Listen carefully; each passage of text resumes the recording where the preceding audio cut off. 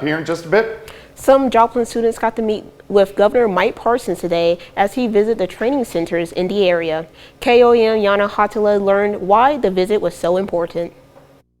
Missouri Governor Mike Parson got the chance to tour technology centers in Joplin. The governor says these centers are important as the state has over 100,000 job openings. The quicker these students get out, they get their training, get their certificate, the quicker they go in the workforce. So it's always fun to come down here and you see good things happening. Parson says since the state is in good financial shape right now, they should invest in communities and workforce. It's a great opportunity for businesses to expand, for new businesses to come here, which we're seeing.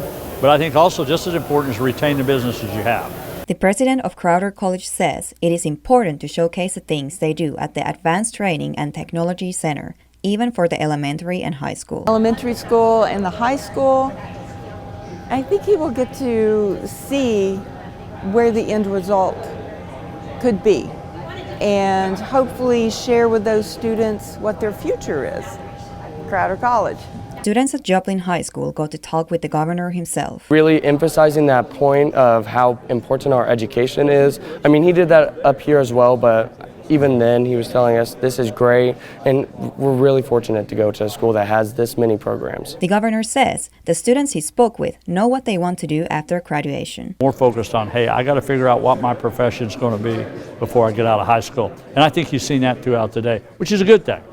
These young people taking it on themselves to make those decisions. So I always think that's a good sign for the future of the state of Missouri. In Joplin, Janna Haudala, KOAM News.